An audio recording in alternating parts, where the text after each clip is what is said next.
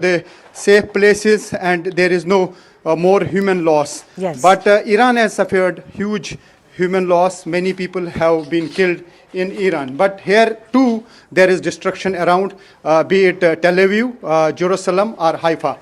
Damage is there. There are reports that some 15 locations have been hit by Iranian missiles. But massive damage is at 4 or 5 locations, and this is one among them where I am standing right now. Absolutely. Yeah. Well, destruction can be seen, but of course Israel is very used to not just protecting life in such scenarios, but also countering this missile and drone barrage. Rifat and Sanjay Suri, thanks a lot for joining us. We'll keep going back to them for more updates from Israel. Time for a very short break. My colleague Anand is joining you on the other side.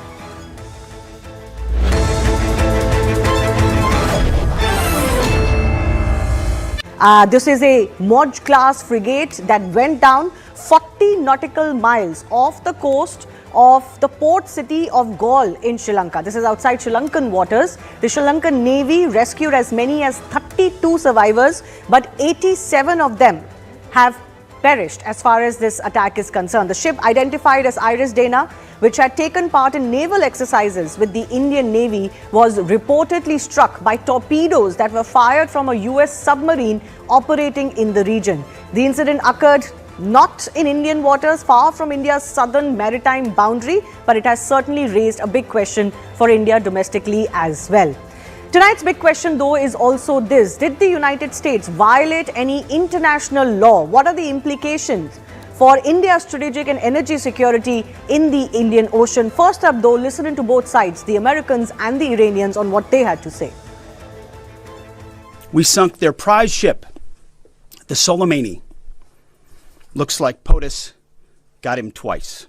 In the Indian Ocean, and we'll play it on the screen there, an American submarine sunk an Iranian warship that thought it was safe in international waters.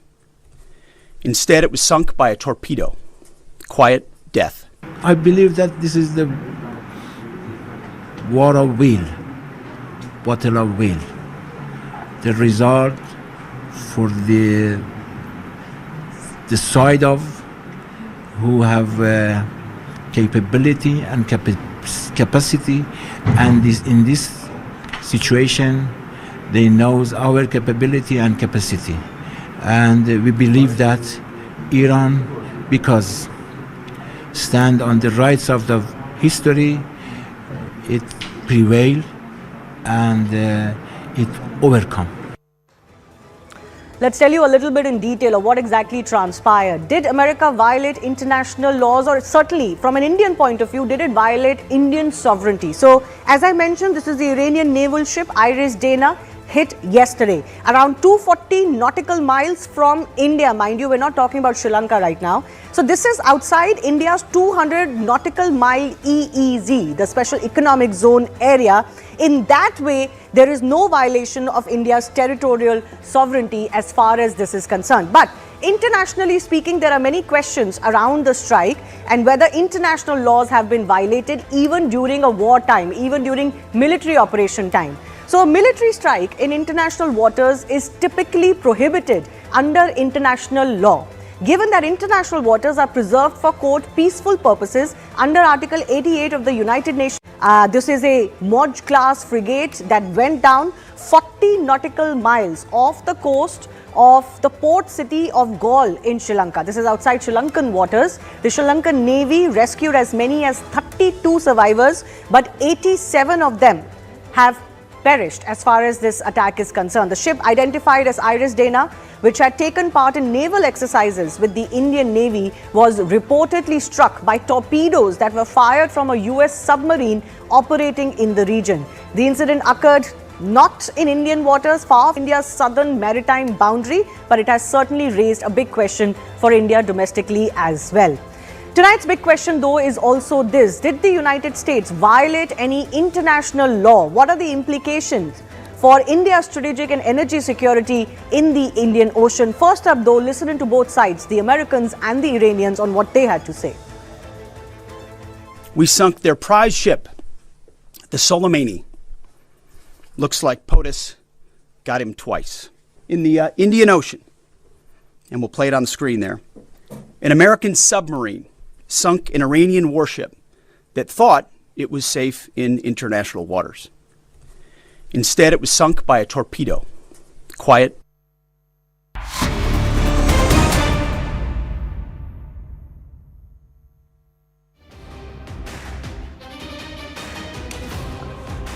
Hello and welcome. We are inside the bunker with top military historian Tom Cooper, who's just also announced the launch of his book in Bharat, the 88 Hours, India versus Pakistan. But right now we're going to be focused on the fury in the Gulf, and there are punch and counter punch. So the Iranians are also not backing off. The latest that's just coming in, Tom, and we'll take our viewers through that, is that the Iranians have now confirmed the super heavy Khorramshahr 4 missile has been launched towards occupied territories.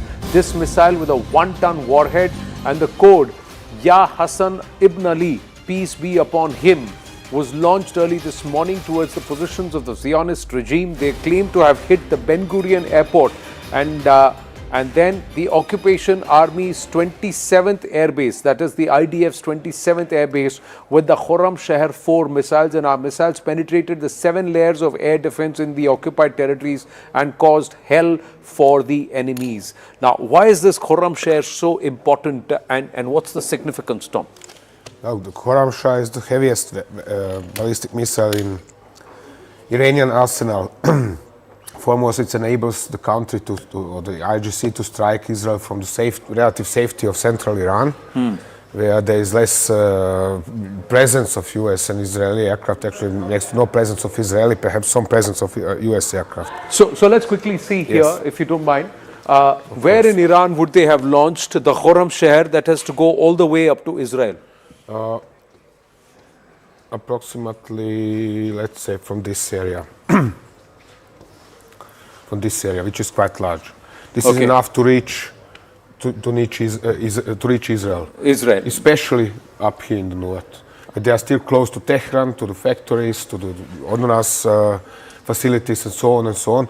And you have this 2,000 kilometers range. This is exactly, 1,000 to the border, 1,000 inside Iran, to strike on Israel. What interesting, what they say is this has penetrated 7-layer defense system. Yes. How is that possible? Well, they are talking about different layers. We have explained this several days ago. Yeah. We have first layer would be American SM-6 and THAAD missiles, anti-ballistic missiles, which are reaching something like up to here. Okay. Then the second layer would be, well, let's say this is 2 layers probably. Then they probably think in terms of Patriots, which would reach something like here. So these are the Patriots here. Yes. Okay. Then the what is else? David Arrows, Sling. arrows, Israeli David Sling is probably slightly longer ranged. Yes, Arrow of course as well, probably up to here, and so on and so on. So they are talking about such layers in terms of ranges of then different. you have the Iron Dome, and finally the the short one. They have got 3. Iron Dome is the last stage defense. The Iron Dome is the last stage defense. So they're saying it penetrated all these 7 layers, and then they have landed in Tel Aviv. Yeah. Now, what does that imply to the viewer who's watching this? If a Khorramshahr can be launched from here and can penetrate these layers of defense and still land in Tel Aviv? In Tel Aviv. That means that IRGC has at least a minimum of freedom to launch such a missile. Foremost, it has still in its hands a weapon of terror and can strike Israel, or as they call it, Zionist entity. And this is, of course, well, the very purpose of continuing this war in form of guerrilla warfare. Missile guerrilla warfare. Right. Now, you can see the amount of damage. We got pictures coming in from Tel Aviv where the amount of damage is visible. But the moment you have a Khorramshahr launching, so it's got to be launched from a flat area and a launcher. It's not like that it can have a mobile launcher because it's a It has a mobile launcher. It has fired from a mobile launcher. This mobile launcher, let me draw it just for example, for viewers now. There is a usual track. So this is the track. Now we've got the image here. So you think this is a mobile track or is this a steady platform? So you're drawing the platform there for us. And then there is a mobile launcher going like this. And this is a commercial, typical commercial tilt trailer, 1360 meters stretched to the necessary length.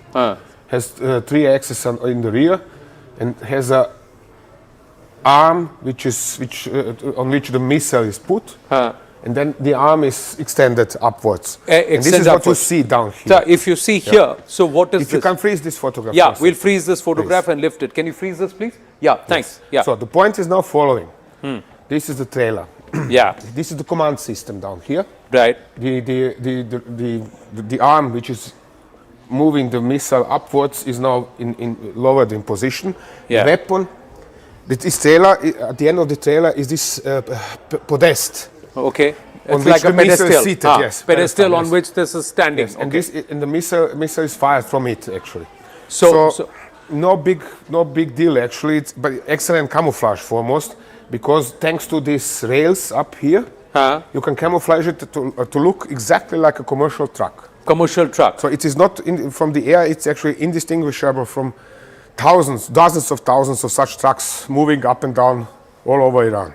So this is possible. Now, if they are mobile trucks, that means there are no launching centers. Yes. It's got a range of 2,000 plus kilometers. Yes. So it can be launched from central Iran. Yes. And this creates a new headache for the US and Israeli counter forces, because they will have to start targeting all trucks which look anywhere similar. That is to one be of able the to points about this entire story. Right. In order to keep Iran now under control, the US and Israeli air power have to air policy Iran.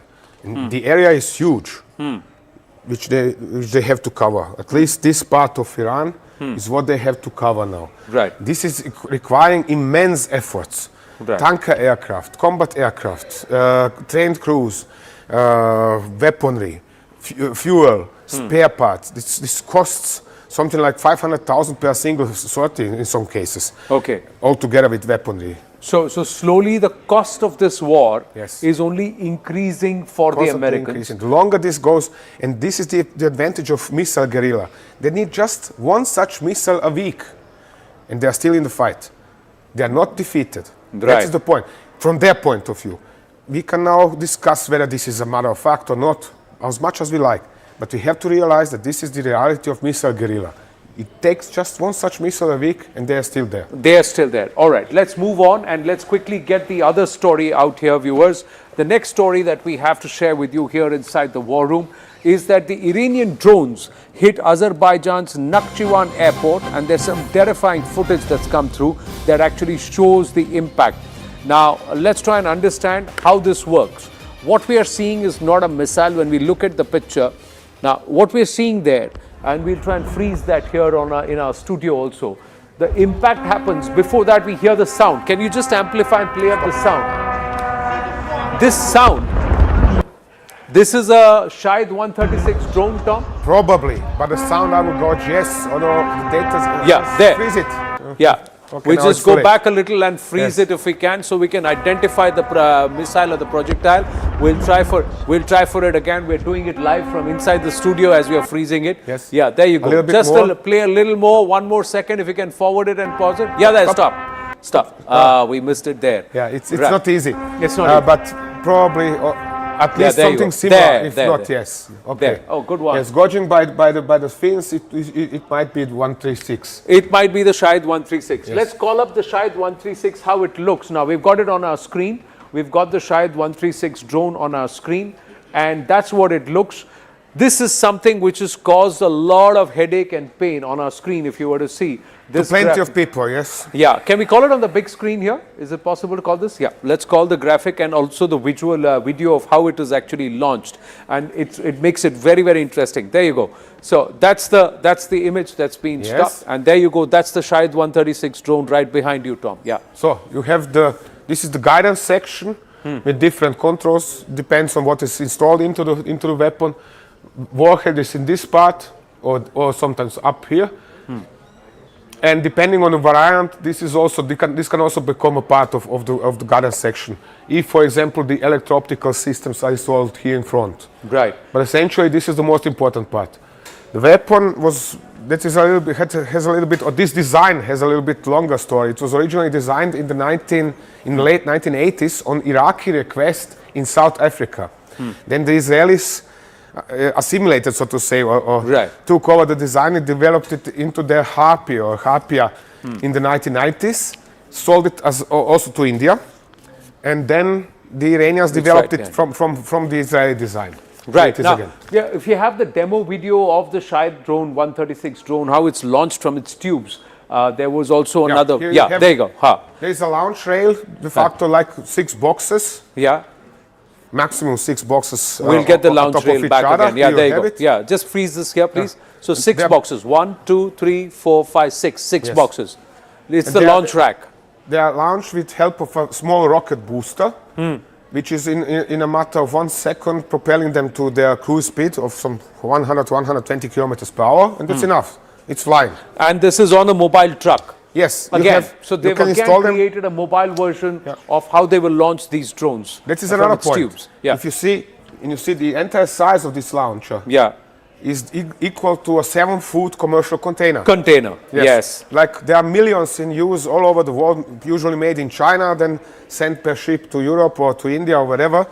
And it's installed on 7.5 tons truck, commercial truck. Mercedes-Benz, Renault, Volvo, whatever is there available. And Iranians can buy, of course, such trucks as many as they want because they are freely available. These are civilian vehicles. And this weight is about 200 kilograms. It Yes, can per carry a single 50 weapon. kilogram payload. Yes. So if there are 6 drones together and even 3 or 4 of them sneak through, you have about 200 kilograms of weapons explosive on a drone. That's not going to come back. Just one thing is important. These UAVs are not yet swarm drones. They are actually operated in streams. So Yeah. one is launched, then the second, then another one, and so on. So they are streaming rather, and they cannot really loiter in the target area. Or it is possible to program them in order to confuse the air defense, but usually they are flying around more or less. Their job is to fly Yes, and land. and hit, That's yes. all. So They are they, just they like will not flying loiter. bombs. They will Yes. not loiter or they will not hang. This is happening rarely, because the longer they are flying, the more they are exposing themselves to the air defenses. So you want to avoid this situation. You want to leave the air defenses as little time to react as possible. Right, and the biggest headache that's been caused right now is because of these Shahid 136 drones. Azerbaijan airport, they dropped them. They've dropped them across the Persian Gulf into the UAE, Oman, Aramco. Everywhere they've used the Shahid 136. There's just some more information that we've come by, and let's try and understand this. We will try and Masoud Barzani has come out and said that the Kurds are not getting involved. The Islamic resistance in Iraq has also now this is about the proxies. So we'll come back and talk about all the proxies. Iranian-backed Islamist group, the Islamic Resistance in Iraq, has said over the past 24 hours, the Mujahideen of Islamic Resistance in Iraq carried out 29 operations in which dozens of drones and missiles were used against the enemy bases in Iraq and the region. The government of Masoud Barzani has said that reports that talk about the role of Kurdistan region and the allegations that claim that we are a part of a plan to arm and send Kurdish opposition parties into Iranian territory are completely unfounded. Now explain this to us on the map. Where are the Houthis? Where is the Islamic resistance? The Hezbollah is active. And who are the PKK and the MEK? And in this case, even the Kurds. Let's try and Okay, understand let's this in expand detail. this. It's all over to you. Explain this all. Yes. So, okay. For this, I have to zoom in quite a lot. Yes, because please. of just a second. Right, just again. press the top arrow. Yep. Because this is all about specific areas in Iraq. So, the Kurdish authorities in Iraq are controlling a zone. Mosul and Soleimania. This is the Kurdish controlled territory. Okay. Now, this is one Kurdish authority. This is KDP, Kurdish Democratic Party, and Kurdish autonomous, semi-autonomous regions, and so on and so on. Then there is another organization. This is PUK. Then there is another organization called PKK. PKK is actually from Turkey. Kurds from Turkey, who were fighting against Turkey since 1982-86. Then they were allied with Syria, with Soviet Union.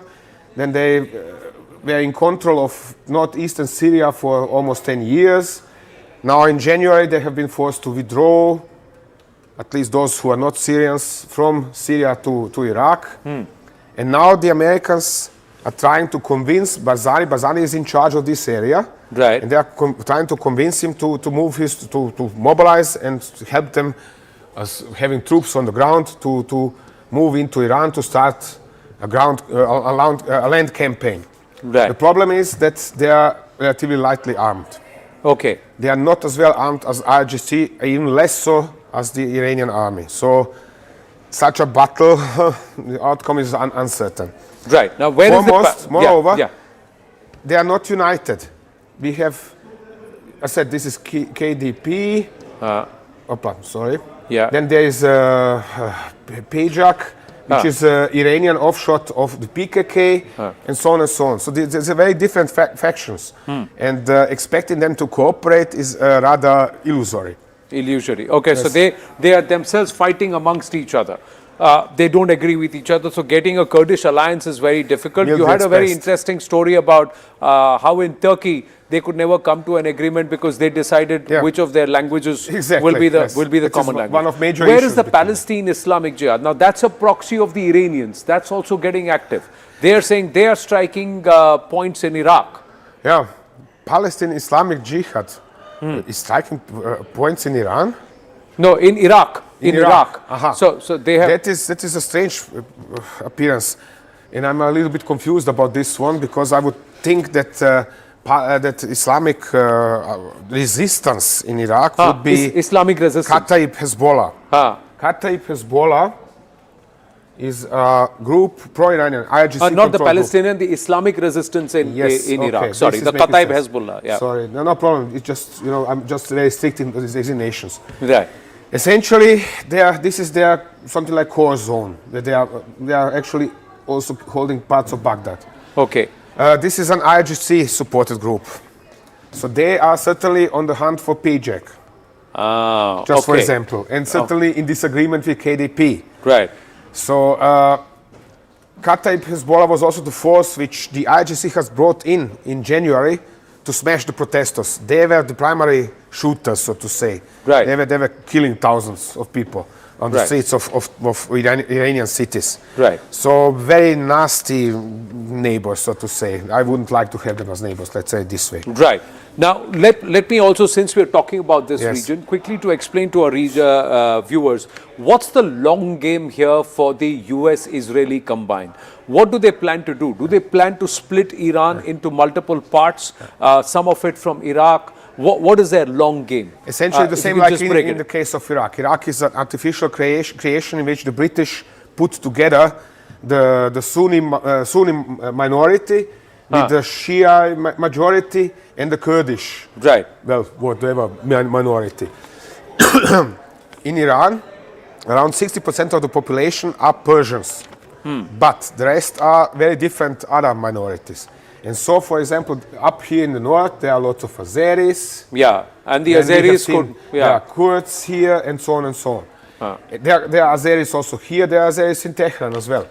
But now what the Israelis would like to organize, or the Americans to do for them, is to organize a separate or joint uprising of every of these different entity. Interesting, you mark the Azeris here, and this is in Nakhchivan where the drone attack at the airport happened. This is a very and this is very close to Azerbaijan. So the Azeris to move in here, the Kurds to move in here, and then to push into Iran and to steer troubles here in northern and in western Iran. Right. That is apparently the American plan. And there are rumors, unconfirmed rumors, that the first US Special Forces and some of the Kurds, but I don't know from which organization, the source wouldn't say, have moved in already 2 days ago into Iran, have entered somewhere here or up here along the border to Azerbaijan into Iran. Very exactly what are they doing? No idea. The source wouldn't say. This is also source-based. It's not confirmed. Yes, we've got more news coming through. There's been another attack at a Bahamas flag crude oil tanker that was struck by a blast early Thursday near Iraq's Khor al-Zubair port, with the ship's operator saying the hull may have been breached. Now, very interestingly, this has happened via boat. a boat laden with explosives went and rammed in. And you've been controlled. Yeah, remotely controlled. So you've been talking about this. Yes. How do they do this? What do the Iranians do? And this is again happening at the Strait of Hormuz. This is essentially the same we have seen already in, yeah, for example. These are the pictures. This is the picture of the hull that's been breached. Yeah. Essentially, you can convert any speedboat into a drone, right? A naval drone, right? Which means nobody needs to drive it as a kamikaze or something, but you're steering it per remote control like you are steering a drone. Right. Point is, one can pack a lot of explosives into such a boat. 500 kilograms is no problem. Right. And then you can do something, you can achieve something that is visible on this photograph, which is penetrate the double hull of the tanker, because the modern tankers have double hulls, double walls, outside walls of the hulls. So highly effective, very hard to combat, especially because over the time we have to expect the Iranians to do the same like Ukrainians are already doing, which means add additional weaponry to their naval drones. Right. So that means this is again a guerrilla tactic which we had, which you had actually gamed, saying the Iranians will do. They will send these suicide boats laden with explosives and try and do it so that they can continue to jam the Strait of Hormuz. And don't forget one thing. Yeah. Using just such means, the Ukrainians have managed, in combination with their missile strikes, to force the Russian Black Sea Fleet to withdraw from the Crimea into the bases in eastern Black Sea, but they are de facto holed up. They cannot move out and operate because it's too dangerous for them. Right. So this is a strategy that's been deployed. My question to you is, how are the Americans and their allies, the other Gulf nations, going to counter this? Because they will have to have helicopter hovering to be able to shoot down these kind of boats. They will have to monitor. Let me get back to the map. Right. Okay. They will have to permanently monitor the yeah, we are coming to the Persian Gulf here, yeah. They will have to permanently monitor the coast and the area behind the coast, because as long as the Iranians can move supplies, which in this case would be explosives, fuel, and items necessary to convert speedboats into naval drones, they will have to constantly monitor this from satellites, from reconnaissance aircraft, reconnaissance UAVs, from helicopters, by any means, in order to prevent them from sorting out of local ports or any kind of points on the local coast and threaten the shipping in the Persian Gulf and the Hormuz. Right. Two questions. We're in the last minute. In terms of absolute numbers, how many days will it take for the Americans and their allies to take control of the Strait of Hormuz in the current scenario? And how much is it going to cost them per day to continue to retain this control? Calculating this is going to be very hard. So the second question, sorry, I can't answer.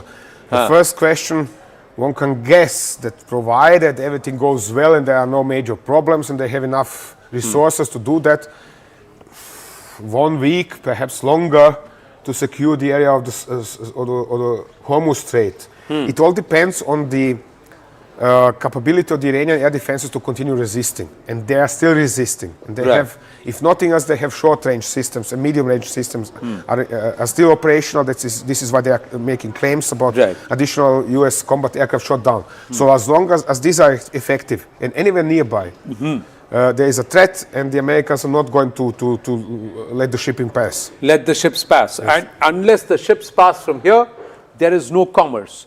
Iran's going to lose money, but along with that, so are 11 to 14 other countries who are going to lose money, and there's going to be a huge resource crunch that's going to happen, perhaps the rest of the world, largely towards South and Southeast Asia, including China and Bharat. So it's not going to be easy. That's all we have time for to pack in this edition of Inside the Bunker with Tom Cooper. Always a pleasure. Stay with us. The Right Stand up next.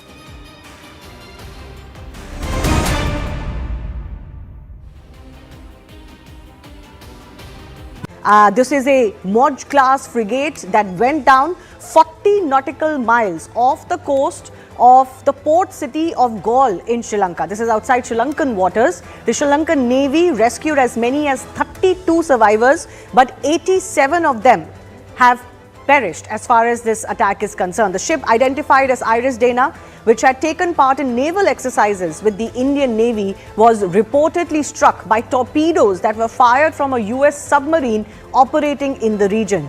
The incident occurred not in Indian waters, far from India's southern maritime boundary, but it has certainly raised a big question for India domestically as well. Tonight's big question, though, is also this: did the United States violate any international law? What are the implications for India's strategic and energy security in the Indian Ocean? First up, though, listen to both sides, the Americans and the Iranians, on what they had to say. We sunk their prize ship, the Soleimani. Looks like POTUS got him twice. In the Indian Ocean, and we'll play it on the screen there, an American submarine sunk an Iranian warship that thought it was safe in international waters. Instead, it was sunk by a torpedo. Quiet death. I believe that this is the war of will, battle of will. The result for the side of who have capability and capacity, and in this situation they knows our capability and capacity, and we believe that Iran, because stand on the rights of the history, it prevail and it overcome.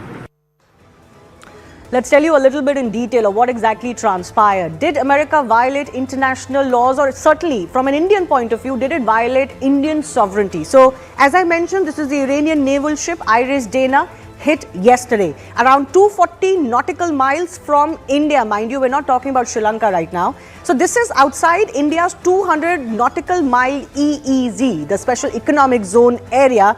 In that way, there is no violation of India's territorial sovereignty as far as this is concerned. But internationally speaking, there are many questions around the strike and whether international laws have been violated even during a wartime, even during military operation time. So a military strike in international waters is typically prohibited under international law.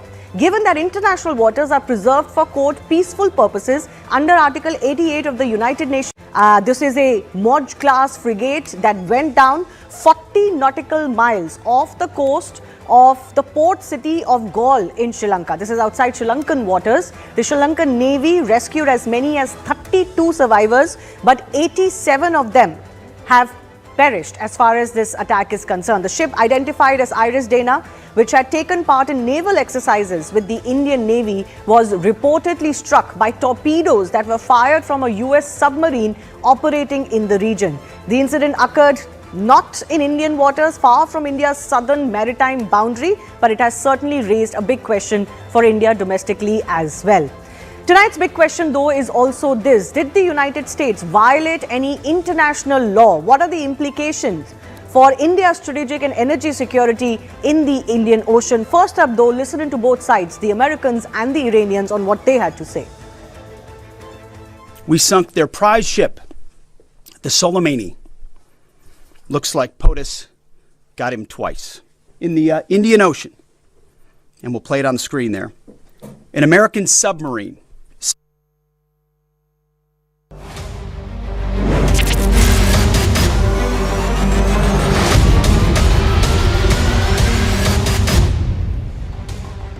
Namaste, Jai Hind. Welcome to this edition of The Right Stand. I'm Anand Narsimhan, and we're going to continue to keep our focus on the fury in the Gulf, viewers, because the cost of war is only going up as it enters the sixth day. Billions of dollars have been spent and there's no clear end in sight. As casualties mount and global trade is disrupted by the closure of the Strait of Hormuz, Iran continues targeted strikes across the Arab world, hampering the civilian and energy infrastructure. The United States has escalated its campaign, deploying advanced weaponry, including the F-35C fighter jets and waves of Tomahawk missiles in strikes that have severely weakened Iran's naval capabilities. Meanwhile, surging oil prices are stoking global economic anxiety, with Bharat urgently exploring alternative energy routes to shield its economy from further fallout. Where we're going across Strait to Benny Gantz. He's member of former Deputy Prime Minister and also Defense Minister of Israel, member of the Knesset. Benny, thank you so much for your time. It's entered the 6th day. Tel Aviv is taking a pounding. The Iranians are claiming that Khorramshahr 4 has penetrated a 7-layer defense and also landed at the Ben Gurion airport. How would you look at the state of war right now? Thank you for having me. And first and foremost, I would like to say this is a very important campaign led by the United States for global interest, for American interest, for regional interest, and from our perspective as Israelis, obviously the threat to the state of Israel. We are only on the 6th day of this campaign, and we have to remember that if you want to create a meaningful change that eventually will minimize terrorist activities around the region and around the world and change the way Iran behaved so far, it's not going to be a hike in the park. It's going to take some time, and unfortunately, you know, you have ups and downs. So far, I think it's going very well, but I'm sure we will face challenges down the road. But we must remember what is the overall, I would say, strategic goal. I think we need to see a change within the Iranian regime. I think the people of Iran deserve to have more liberty. I think the region should suffer less from instabilities that were promoted by the Iranians, and I think the world needs to see less terror all over the place as a result of Iranian activities. So far, it's going well, but there's still much to do. Is there clarity in the strategic goal? You're saying regime change in Iran, but the Americans seem to be shifting the goalpost every hour. So is there clarity? What's the end game here? Oh, I think that everybody would like to see something else in Iran. Now, this is obviously a very complicated, I would say, strategic goal, honestly speaking. It is for the Iranian to decide what kind of regime they want to have there and what kind of regime they are banding themselves to. I think we should try and create the conditions while taking down Iran's strategic and terror capabilities as much as we can. And we have to assess it as the time goes by to see day by day what's happening and how it's moving forward. So far, as I said, I think it's going well, but once again, this is war, this is not a hike in the park, it's going to be very complicated. Well, the clarity that it's not a hike in the park is there, but the Strait of Hormuz remains a very, very, it's the jugular that Iran is holding on to, if I may say that. Is there any plan to free the Strait of Hormuz? Because nations are going to get very, very anxious if this continues.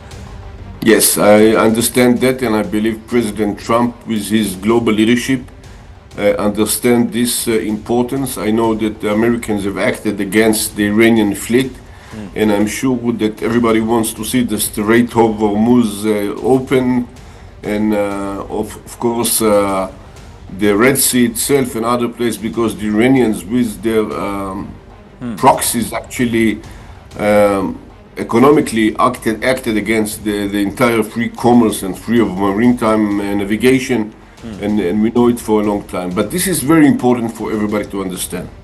But you would let us not measure, with your permission, let us not measure the current difficulties. We have to look at the future, at the long future. And if we can create a better, stable, free of terrorism activities, and free of threat as Iran posed so far for the next decades, then what's a week or two should be accounted for. Right.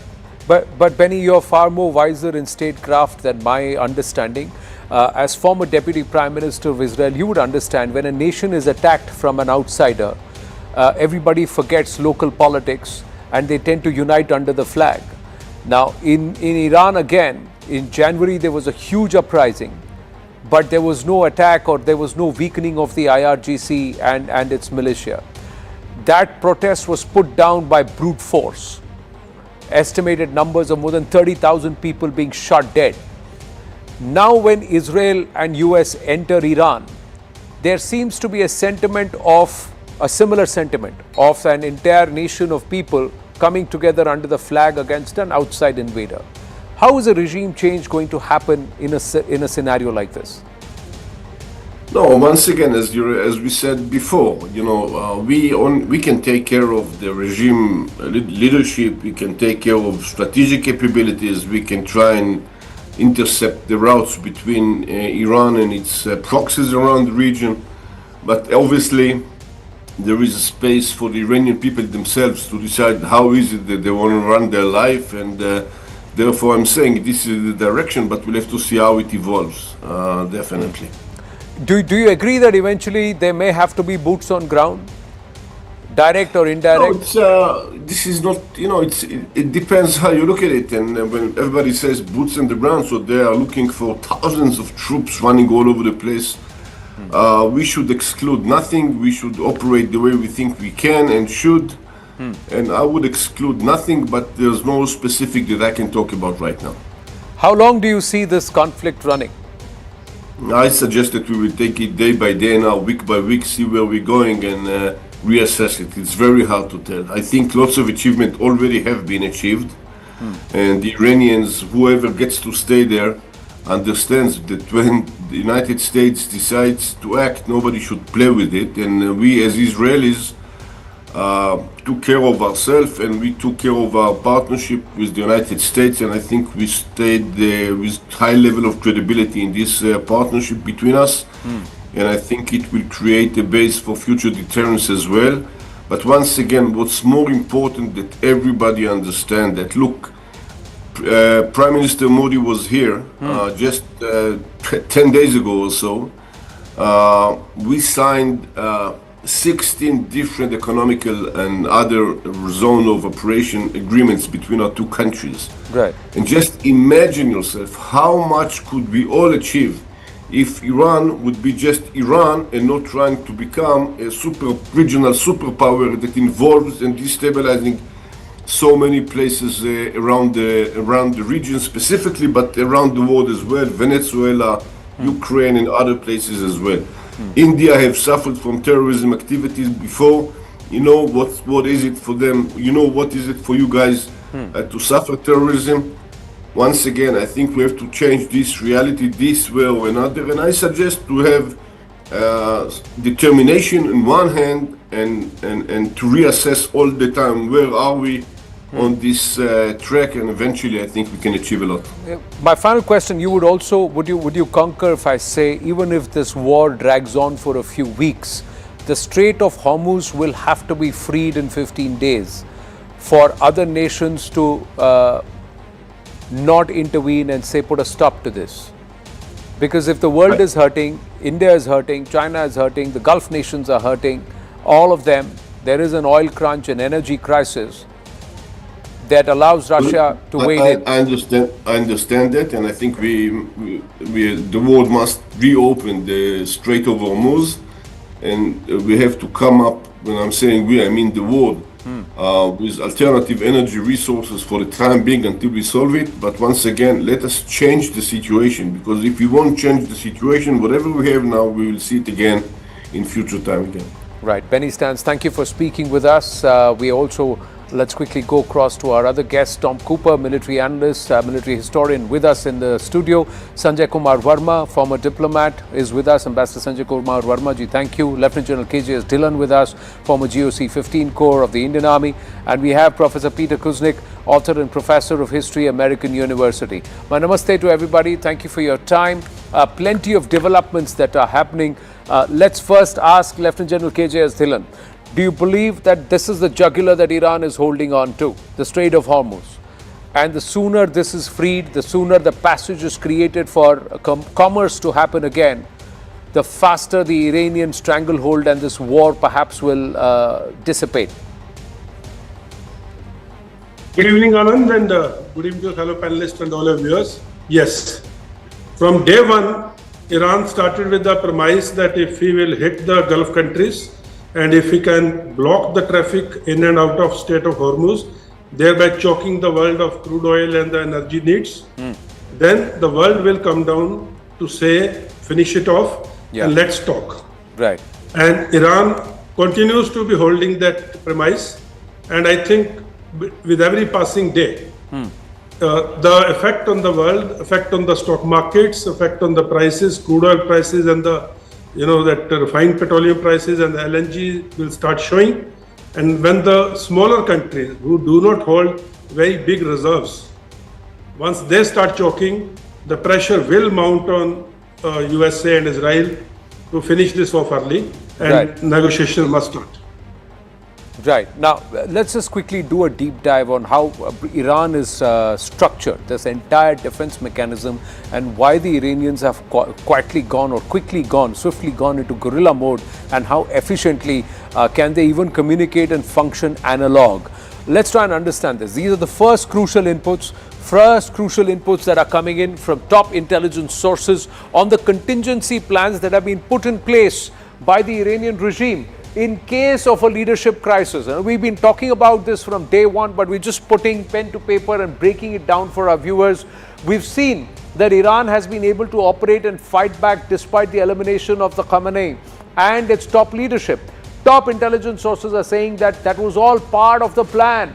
The IRGC remains the driving force for the regime continuity inside Iran amid US-Israeli strikes. Ayatollah Khamenei implemented a contingency plan focused on the regime's survival. So while one side is saying finish the regime, the other one is saying regime continuancy.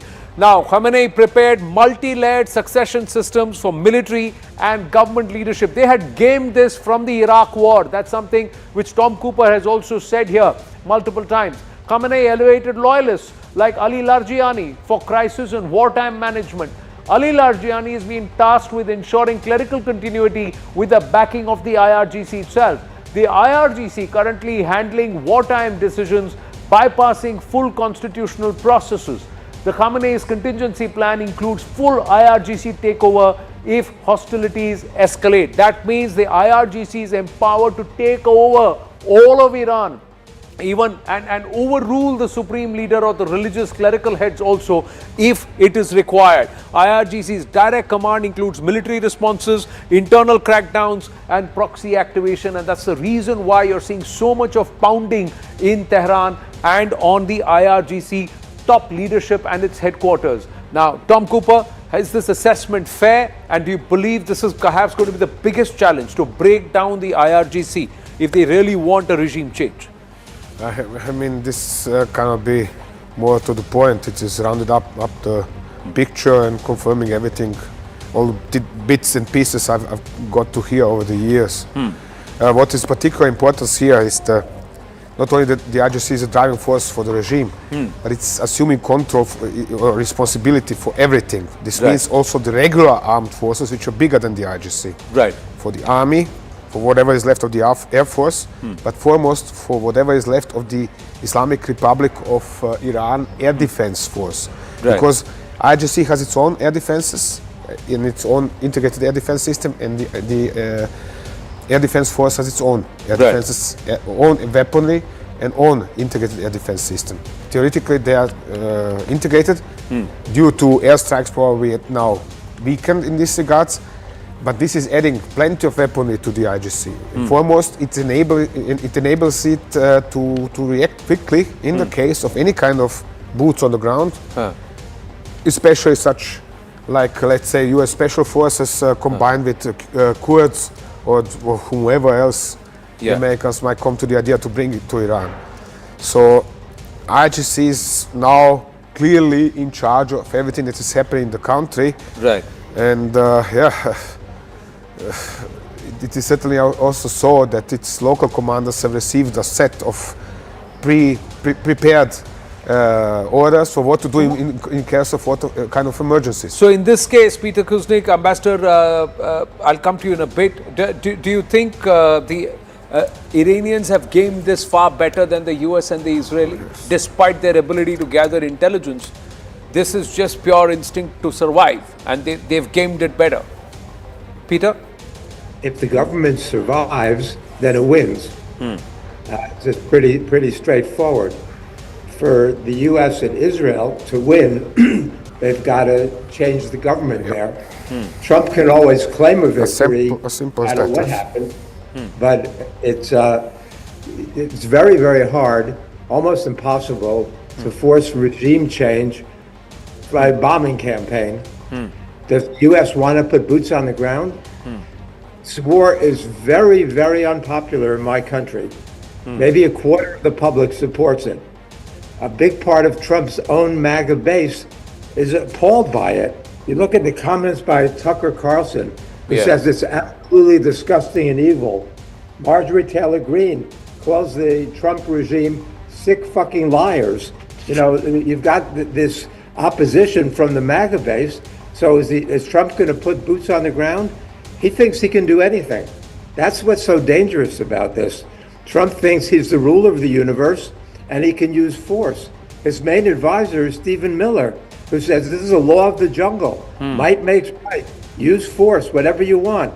Right. And now we're getting these reports from the Military Religious Freedom Foundation that the commanders in more than 30 U.S. bases are making this a Christian end times war, which is Pete Hegseth's worldview. Pete Hegseth's body, half of his body is covered with Christian extremist tattoos, and they're spreading that ideology.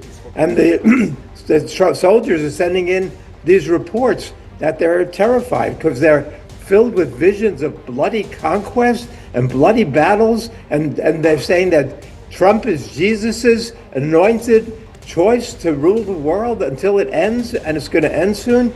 And so when I think of this, Trump has broken every taboo except one. He's broken every law, international law, domestic law, kidnapping leaders, shooting people without authorization, sending troops in the streets. The only taboo he hasn't broken so far is the nuclear taboo. Right. I'm terrified as a director of the Nuclear Studies Institute and somebody who writes about nuclear issues all the time. Right. I'm terrified that Trump wants to break that taboo also, not because it's needed militarily, but to show that he can. No, in this case, so far, Trump has not put, yes, there are body bags that have gone, but not the likes, not to the counts of like in Afghanistan, Vietnam, or even with Iraq. In this case, again, it's all largely been standoff warfare. It's about using all the reserves somewhere to say, perhaps let's try and recharge and replenish and start the military-industrial complex and reboot it again so that they can start manufacturing fresh. And he wants money for it. Ambassador Sanjay Kumar Verma, quickly, your thoughts, sir, your assessment, taking down this regime, is it as easy as it looks like? Are we in for the long haul? If you were to go by what Benny Stans said, we have to take it week after week. So clearly they're saying more than 2 to 3 weeks. That's what's saying. We're only in day 6 is what he said. So how do you see this? Thank you, Alan, for having me here. Thank you, sir. Thank you for your patience. So the first thing is that I'll go a little back, and I would say that only if they would have created an alliance of willing, then we would not have seen the kind of market volatility on the crude oil that we are seeing today. India would suffer, and therefore I'm advocating that. Now let's come to the regime change. The first thing is that in case of disagreement, do you really go and change the regime of a country? So that's the first question to be answered. Right. Second one, even if you go for regime change in Iran, which is the current regime, is very well established there. So what at the moment has been done is that the supreme leader, the former supreme leader, has been knocked off. Right. So, but he will be replaced by someone else. So regime remains intact. Personalities will change. Yeah. How long are we going to see knocking off of the supreme leaders one after the other of Iran in order to reach a situation where there will be a more pliable head of state in Iran who will be able to support all the thesis that's there for this war? No, unless there is a street uprising and a total overthrow that happens, that's not going to happen. But the street uprising happened in January. The attacks are happening in March. So what's going to happen in end of March or April, nobody knows, because nobody seems to have clarity, or maybe because we don't know what they're thinking in the war room and they may have an end game. But if Trump and his entire team keep shifting goalposts every day, then we are confused. The Israelis at least are very clear what they want out of this. That one gets the sense of that. But beyond a certain point, they will also not be effective if the Americans back off. Now, this also brings us to the IRGC's defense capabilities. Tom Cooper was talking about it. It's a multi-layered defense structure, just walking across. It's a multi-layered defense structure with the IRGC at the tip of the spear, viewers. IRGC has spearheaded domination in Lebanon via the Hezbollah. So it also has a lot of its proxies which are brought into operation. So it's got the Hezbollah there in Lebanon.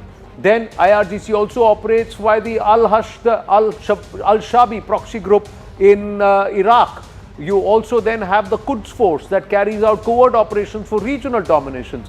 Then you have Fatamiyam and also Zanabiyan brigades that recruit Shia of Afghanistan and Pakistan. One of those guys has actually claimed in a US court that he was hired and he was tasked with assassinating Trump. Fatamiyam and Zanabiyan brigades held sway in Syrian war under the Assad regime. IRGC also has naval unit to monitor the west of the Strait of Hormuz, and that's what the Trump military has been trying to really do away with. IRGC operates an arsenal of 100,000 to 150,000 Shahed drones. The Shahed drones used for multiple swarm strikes or stream strikes to overwhelm air defenses. And of course, the war zone has also shown the effective use of drones by the Iranian forces. We talked about it just inside the bunker with Tom Cooper, how the Shahed 136, the kamikaze drones, have wreaked havoc.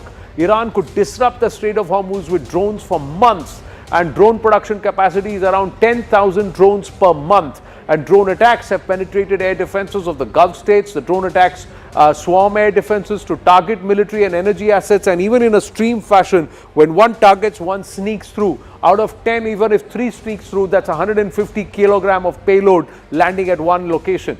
Iranian sea mines could also prolong disruption in the Strait of Hormuz. So many of these aspects, they know the low-cost, highly effective kind of warfare, Tom. Weigh in on this.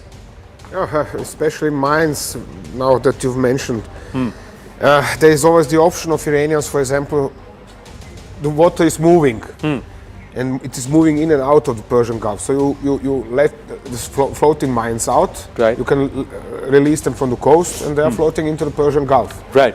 Can easily create a mayhem inside the Persian Gulf. No, today they've used a kamikaze boat. Yes. They've used a suicide boat against an oil tanker to breach through the hull levels, and that's also been recorded. So, Ambassador Sanjay Kumar Verma, this is not going to be easy. For years and decades, the Israeli and the Americans have gathered intelligence around Iran. Would they have gamed this? Would they have known this? For a mature country, they should have known this. They should have gamed this. They should have taken other friendly countries with them, so that they are able to, they should have been able to replenish their reserves, and economic impact would have been lessened. As far as the military tactics are concerned, that is Iran's backwaters, and therefore they would know the geography and seabed much better than anyone else.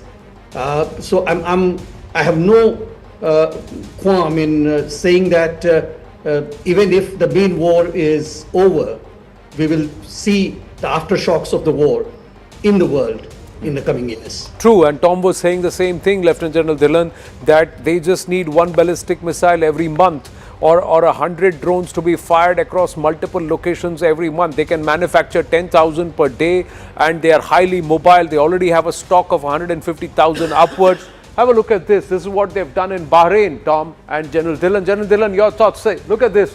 A tall building, a big one, and clearly a commercial establishment. The drones have waded in and they've just landed on the building and blasted top to toe of this building.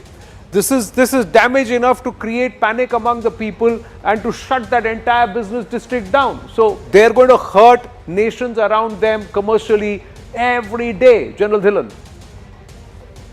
Absolutely, Anand. Anand, the war fighting stamina and the stomach to fight longer wars and attrition war, as also the war fighting experience, not only amongst the soldiers, also amongst the nations and its citizens, is a very important thing for a long drawn war.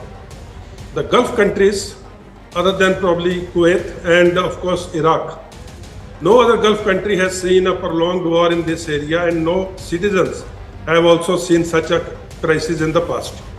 They have all been living a very, very cushy life and good business, good opportunities, good international meetings, everything was there. Now this is something new to them.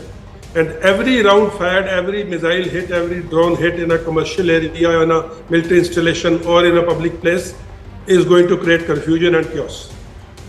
And like Mr. Tom Cooper was saying, and if they mine the Persian Gulf, Strait of Hormuz, if they mine that, the world energy, not only the crude, also the LNG, the maximum LNG is flowing out of Persian Gulf. The crisis is going to hit, I am repeating it, the smaller countries who have little, reserves. Right. And it's going to manifest in their case much faster. But one important point I would like to make, if you give me 30 seconds. All wars, Tom Cooper will agree with me, all wars are fought onto what is our end state or end game, as you are calling, how we are going to achieve the end state before we declare victory.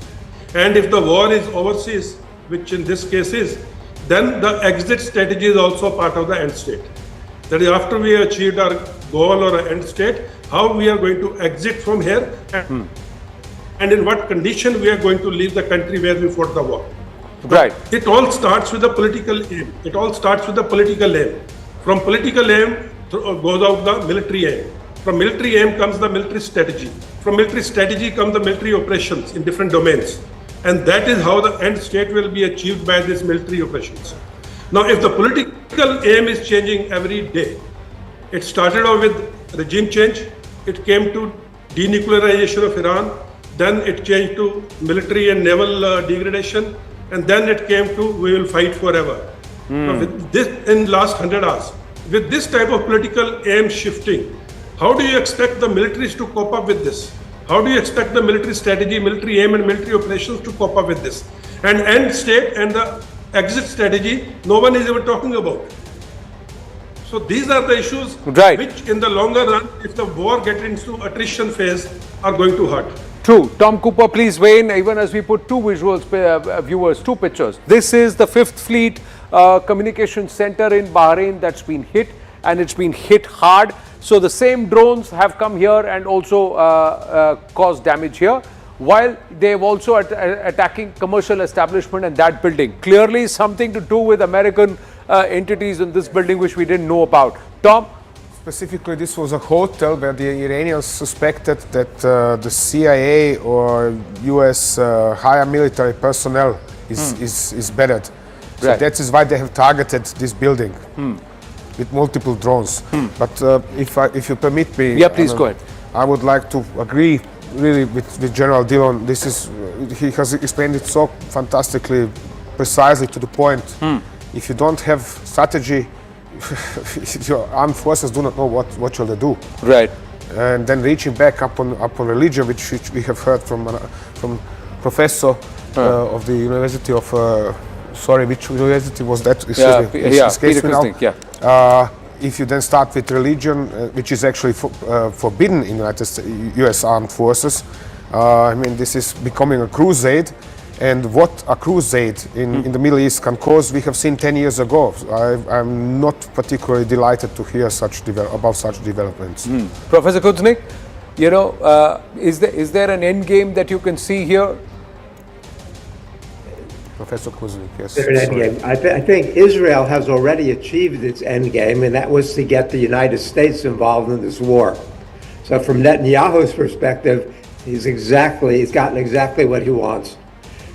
From the U.S. perspective, I don't know what the end game is. You look at it in terms of the numbers. You said that Iran is capable of producing 10,000 drones a month. Yeah. Reuters yesterday put that figure at 30,000 drones per month. Right. I'm not sure, maybe Tom knows, but I'm not sure which is more accurate. It costs about $25,000 per drone. Yes. The interceptors that the U.S. and Israel are using cost upwards of $1 million each. You look at the math of this, it makes no sense. It costs so much money, at least $60 million a day, to keep those American forces in the region. The American people already don't want to see this. There's clearly a war of choice. And the Americans have been lied into one war after another. This is another war that was predicated on flagrant lies. The idea that Iran's going to very quickly have an intercontinental ballistic missile that can hit the United States. The Defense Intelligence Agency said recently Iran is at least 10 years away from having a missile that could hit the United States. That Iran has reconstituted its nuclear program. The IAEA says there's no energy development going on there, and that they're not working toward a bomb. So the Americans see this. They see that they've been suckered into wars repeatedly. When the U.S. went to war against Iraq, Iraq is a country of 26 million people. Iran is a country of 93 million people. We were in Iraq for almost a decade. We're in Afghanistan for 2 decades. The American people don't want more of this, and even Trump's base doesn't want this, which is why this war, once the U.S. begins getting a bloody nose at all, then the appetite for this is going to shrink even further. So I see that the Iranians are positioned to hold out. Right. I'm not sure that Americans are. Can see, they may be able to manufacture 20,000 drones per month, but that is only if their manufacturing facilities exist. Ambassador Sanjay Kumar Verma and General Dhillon, I'm just wondering, we have to credit the Americans. If they can engineer regime change via student protests in in our neighborhood, they would have really seen the cost and impact of doing this. And there cannot be no method to this madness. Outside of what Trump says, we had one of the guests this morning say, Trump is only saying what he is saying. He's not the one doing it. There is a team of people who are effecting this beyond the polity. They're military and who would have planned this out. Do you see that plan or you don't see that plan, irrespective of what politically Trump is saying, General Dhillon? You gave an example of Bangladesh. In Bangladesh, the regime change could happen because there was a very well established opposition, BNP under Begum Khaleda Zia. The rank and file, the cadre of that political party were existing at ground root level, at Kasbah level, at district level, at state level, and at the national level. And the student unrest was engineered and the support came from here. As also the support came from Pakistan and ISI, that radical support of Jumaat-e-Islami. All those things were a very hot mix. And there was the infrastructure and the hierarchy existing on ground of the BNP, which is non-existent in Iran. For the last 47 years, this regime has not allowed any, sort of an unrest or sort of any opposition voice or any infrastructure or any student leaders or any sort of a thing. So regime change without the boots on ground, without any structure existing of opposition, I don't see it happening. But did they miss an opportunity? Ambassador Sanjay Kumar Verma, Bharat found itself in a bit of a pickle because there were questions being asked, where is the strategic autonomy? With the frigate also there were questions that were asked, how could it happen within our sphere of influence, and we didn't know, we weren't the wiser. We did have the foreign secretary go and sign the book of condolence, and then the EAM speak to his counterpart in Iran. But how long can Bharat sit on the sidelines like the Chinese and say, let's talk peace, let's try and mediate, and because somewhere this is going to start hurting us at multiple levels, commercially, sociologically also, socially also. We have everybody in our midst. There are Shia, there are Jews, there are Parsis, all of them live together and cohabit in Bharat. But these can try and push the fault lines. See, India at the moment is looking at its national interest, and national interest at the moment is being served by safeguarding its citizens in the Gulf region. It has also now expressed its condolences for the departed supreme leader of Iran.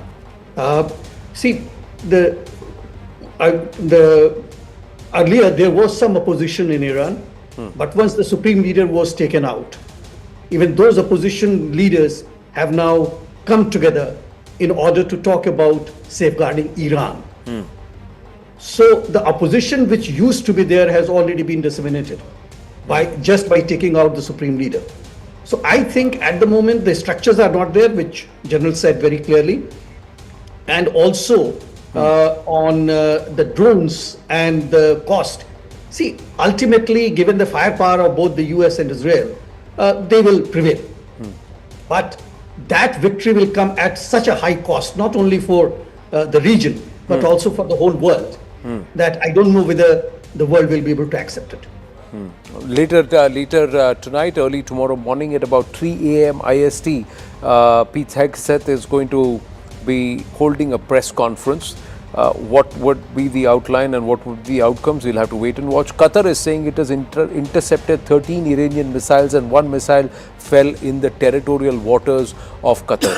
Tom, they don't have an inexhaustive amount of defense systems. These nations in the Gulf, would they have gamed a 15-day war and 15 days of defending Iranian missiles? Well, perhaps not them, but the expatriates that are running their armed forces, definitely so. United Arab Emirates armed forces are commanded by an Emirati officer, but he always has at least one or two foreign aides, most are from the United States. They certainly have, but obviously not to this extension, which is why, quite unsurprisingly, since yesterday there are reports that Qatar is using Patriot missiles manufactured in 2000, 2002, 2003, Patriot 2 missiles, not the latest Patriot 3 missiles, which it has acquired ever since. So now keep in mind, such missiles have a useful shelf life of 10 years. 10 years. After that, they are more dangerous for their operator than for the enemy. So now they are using 20 plus years old missiles, which are long expired, older variants, which are less precise, less sophisticated, and so on. This is not a good sign from my point of view, and it indicates at least that their stocks of Patriot 3 are exhausted, largely exhausted, and that the Americans do not have much more to supply in this regards. Right. I'm just going to bring in and just deviate a bit here in terms of the Strait of Hormuz. Do you believe, Sanjay ji, that Bharat is going to get into a bit of a flux here because of its energy needs? Qatar has stopped LNG supply. There is no fuel coming. We have our own tankers full of food which are exported towards these Gulf regions and these Gulf nations, food, meat, etc. We have our own seafarers who are stuck there. How long can Bharat hold out here? So one data which has been released was that we have a reserve for up to 25 days for India's consumption. So obviously we'll be looking at diversification, and our obvious diversification choice will be to go and buy more crude and other energy needs from Russia. So therefore, I'm not sure whether talks have already started, but I think Russia will be the mainstay for India's energy needs till the time the situation is sorted out around the Hormuz, Strait of Hormuz. Right. Now, these are the numbers that we have. Indian flag ships that are stranded are 37. Indian seafarers struck are 23,000. That's the number. This is a disruption that is going to jolt Bharat at multiple levels, viewers. Let's look at some of the other numbers also that we have at the Strait of Hormuz. Again, crude oil imports are $75 to $80 billion. That is Bharat's economic exposure in this region, from this region. The total LNG imports itself are $6 to $7 billion. We also have the LPG imports of $8 to $10 billion, again coming from this region. Exports to the Gulf region are $50 to $60 billion across all the countries. Now, all of this is going to get choked, and this is going to bring a certain level of economic hardship.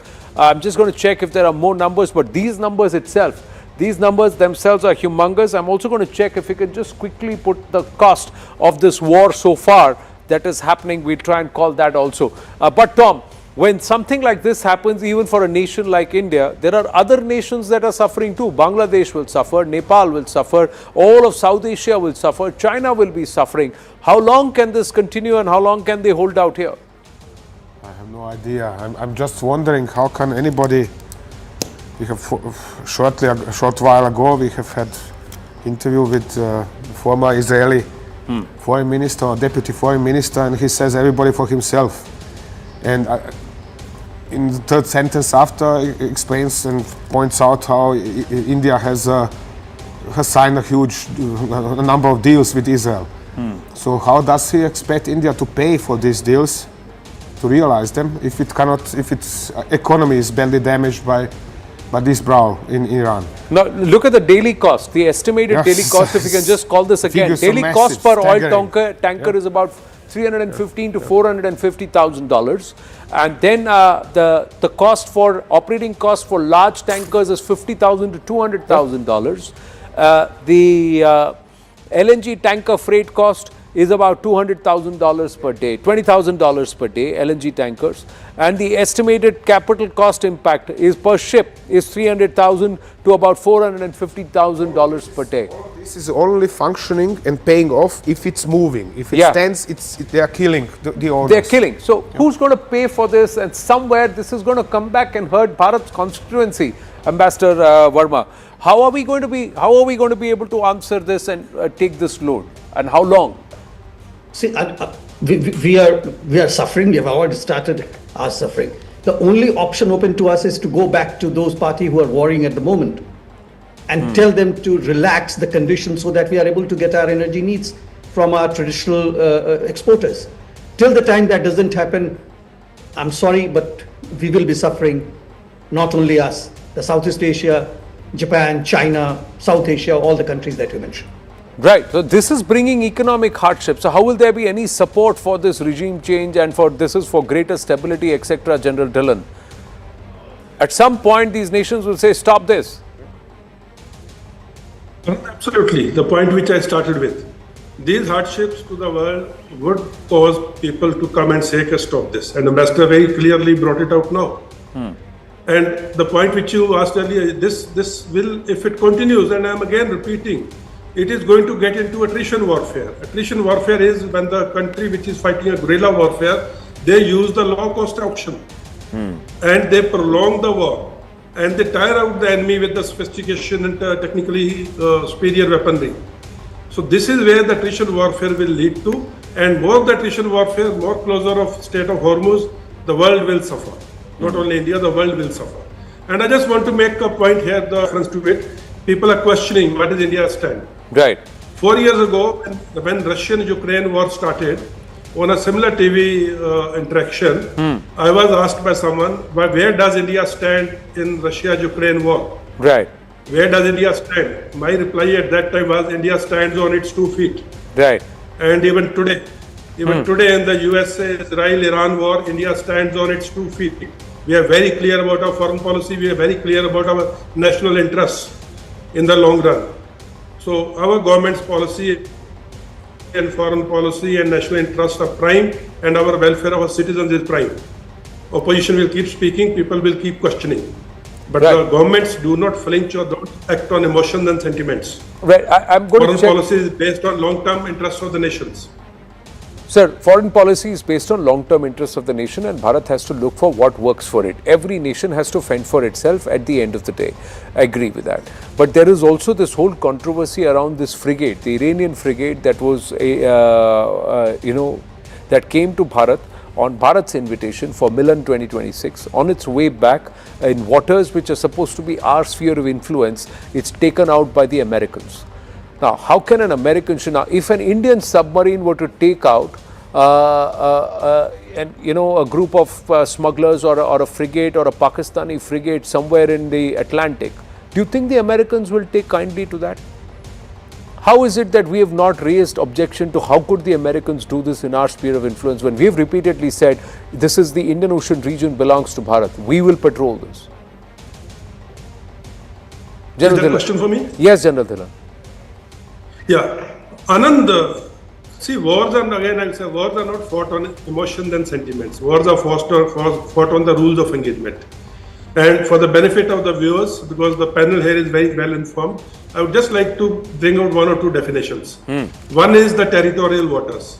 Territorial waters extend 12 nautical miles, approximately 22 kilometers from the coast of the nation, of the country. Right. Everything in that water is considered as extension of the land, and the law of the land applies there. Right. Then EEZ, correct. EEZ for some. That is around 200 nautical miles. Correct. In that area, the country where the 200 nautical miles is taken from can exploit, explore, conserve and manage natural resources like fishing, oil, gas, wind, at the water surface, under the water surface, on the sea surface and below the sea surface. It does not have the right to do anything more than this. Every country of the world has a freedom of navigation in the economic EEZ and also in the territorial waters. Now, as there's something called UNCLOS, UNCLOS, United Nations, this thing of law on sea, of Convention on Law on Sea. Now, that every country has their own way and signatories are there. Like, for example, in Indian territorial waters, we have a convention that submarines will have to come on the water surface and move. And if they have the freedom of navigation. But in the EEZ, anyone can move freely the way they want it. Only economic activity is not allowed by the countries. Now coming specifically to this incident of this frigate, IRIS Dana. Now this was 40 nautical miles south of the shore of Gal in Sri Lanka. It was not in Sri Lankan territorial water, it was in Sri Lanka's EEZ. It was not in Indian territorial waters, it was not in Indian EEZ. It was 40 nautical miles from Gaul and 230 nautical miles from Kanyakumari, out of our EEZ also. And as per the International Shipping Convention, anyone can do anything in the high seas and international waters. And when two countries are at war, technically, legally, and as per the conventions, America was well within their right to knock off that ship. The only thing which they did not do as per convention was, after having hit that ship, they did not go for the rescue of the besieged, the injured and the wounded and the bodies to be retrieved. That is a convention. After having hit, they are supposed to be. The call came to Sri Lanka. Now there is another convention. I'll just amplify this.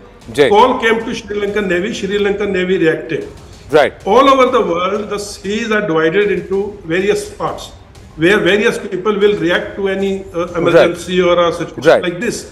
And Sri Lankan Navy, when they received this distress call, they thought it is well within their capabilities to address it. Either from the distance point of view or from the time point of view or from the night point of view. So India, we can say we are a net security provider, may it be humanitarian assistance, disaster relief and any other thing. But if a ship has left our coast, it has left our territorial water, it has left our EEZ and it's on its way back home, it has not asked for protection or escort. How do we provide escort? General Saab, I have to interrupt. Two big developments. The cost itself has gone up to $5,426,000 plus already, and it's going on. There is an Iran cost ticker. We'll continue to take stock of this. But closer home, there's a big development that's just flashing at the bottom of our screen. So I'm breaking away from this conversation to put that out to our viewers, that the governor of Bengal has actually tendered his resignation. He has said that I have been governor, I have spent enough time at the governor's office. So CV Ananda Bose has told PTI after resigning. That's what they are saying, that he has resigned. Who will be taking his place? We don't know. There is also development in Ladakh, where the governor of Ladakh has resigned, we are given to understand.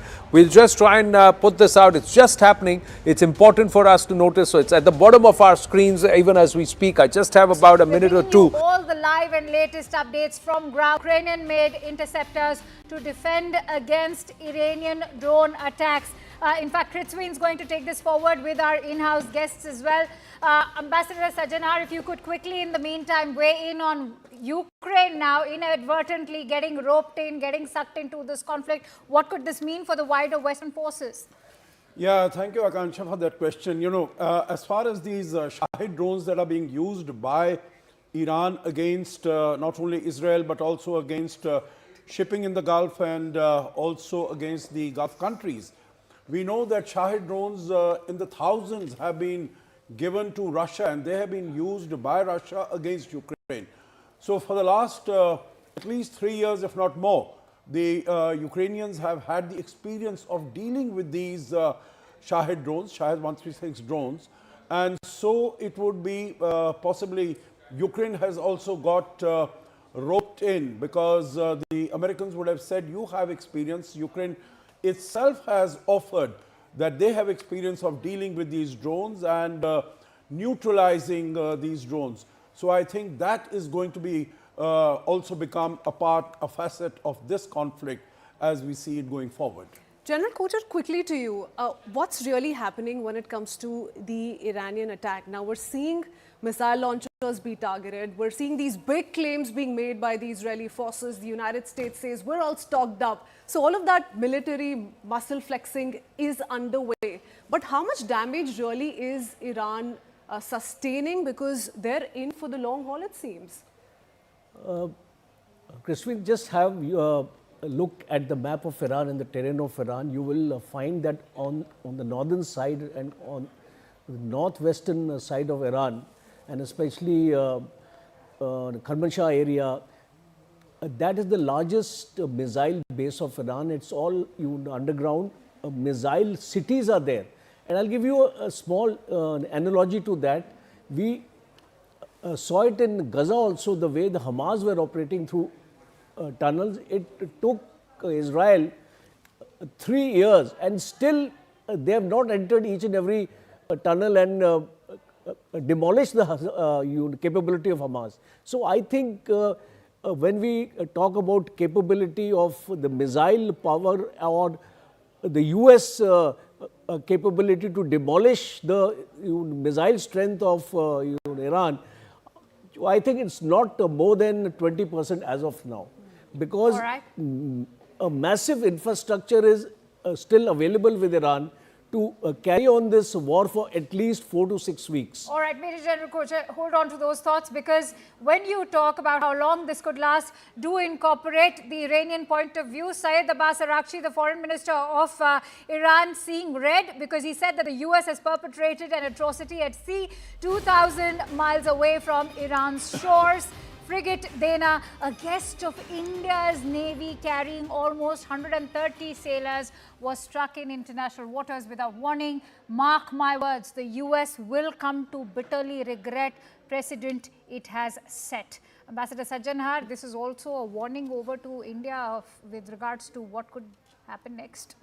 Well, it was in international waters, as Foreign Minister Abbas Araghchi has said. It was not in India's territorial waters. And this ship was in the vicinity of India. It was in the neighborhood of India, so that's a matter of great concern. But I think what Foreign Minister Abbas Araghchi has said, it's setting a precedent for what could happen. That means if there are hostile naval vessels or in international waters, then even terrorist actions could take place against them, and they would also become attractive targets for such actions, and that would set a very bad precedent. And here it would not only be hostile in the traditional sense, but all those who have been supportive. Like you would see, as far as Iran is concerned, it has been hitting out, it has been shooting at all the Gulf states also. So in a manner of speaking, since they have got bases of the United States on their territories, they have also been categorized as hostile powers. But of course, Iran is trying to reach out to them, saying that their hand was forced because the United States was attacking them. But that doesn't explain why they had to go after the do you sense civilian. a little bit of an instigation or a provocation is also underway here? Is that the card that Iran is now trying to play? Tom, if you could quickly join me here, let's try and decode this. What are the Iranian officials saying at the moment?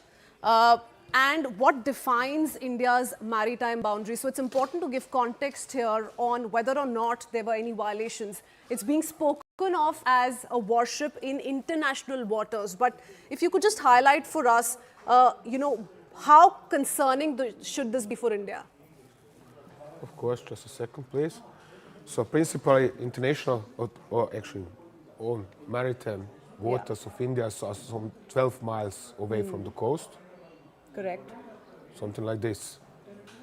And those of Sri Lanka are some 12 miles from Sri Lankan coast. And within this area, according to international laws, there is supposed to be no foreign military vessels without previous announcement. There is supposed to be no economic exploitation by foreign powers or foreign countries within this area, and so on and so on. So now when the ship like Dana is underway through this territorial waters, for example, if it was passing in this direction, I'm not sure, I don't know right now. Yeah, wherever then it was protected. Participating in the naval exercise. It doesn't matter, de facto it is protected by the international law. Once it exits such waters, it is not anymore. It is de facto free. But this was very close to Sri Lanka's maritime boundary, the sinking took place somewhere here. Yeah. So this means in the international waters, close to the territorial waters, but outside of territorial waters.